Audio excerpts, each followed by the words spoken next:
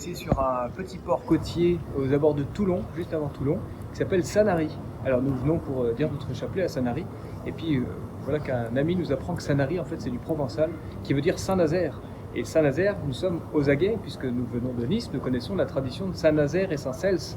Saint-Nazaire envoyé par Saint-Pierre, et Saint-Cels, natif de Nice, un niçois, qui s'est converti. Ensuite, ils ont fait tout un tas de tribulations dans toute la Gaule, notamment à Autun, Embrun, Trèves et puis Genève. Et puis Milan, finalement, où ils seront martyrisés.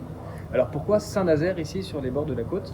Eh bien probablement parce qu'il n'est pas juste passé à Nice, il a dû faire tout un petit circuit, peut-être passer ici, il faudrait chercher davantage, et puis peut-être aller jusqu'à Carcassonne où il y a la cathédrale Saint-Nazaire. Voilà, on peut imaginer tout ça. Et puis nous avons eu la joie de découvrir une statue de Saint-Nazaire avec le glaive probablement de son martyr à Milan.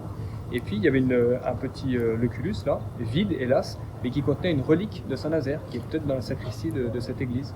Et puis il y a des peintures modernes, mais avec un grand Saint-Nazaire à côté d'une Sainte Marie-Madeleine. Et occasion aussi de dire qu'il est probable, et on cherche des traces, de savoir si Sainte Marie-Madeleine, quand elle est à Marseille, et la tradition dit qu'elle est restée 7 ans à Marseille, est-ce qu'elle n'aurait pas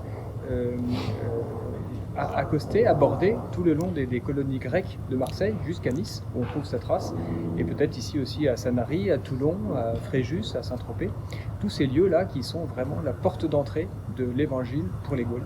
Voilà, continuons notre enquête sur les pas de nos apôtres. Alors nous poursuivons notre enquête. Un petit panneau à l'entrée de l'église nous indique que ce lieu-là dépendait du village d'Olioul. Or, Olioul, nous avons appris il y a quelques jours qu'il y a une chapelle qui date du 1er siècle. Les archéologues ont retrouvé les fondations de cette chapelle qui est juste au-dessus, là, vers les montagnes, au nord de Sanary. Et puis, on voit que les reliques de Saint-Nazaire sont arrivées le 26 juillet 1650, au XVIIe siècle, en grande cérémonie, en grande pompe. Alors on pourrait penser que ce culte de Saint-Nazaire est né au XVIIe siècle. Mais pourquoi est-ce qu'on a voulu apporter des reliques de Saint-Nazaire précisément ici? C'est ça qu'il reste à chercher pour voir s'il n'y avait pas déjà un petit culte à Saint-Nazaire en souvenir de son passage et que les reliques seraient venues appuyer ce culte. Donc voilà, l'affaire suit son cours sur les traces de Saint-Nazaire.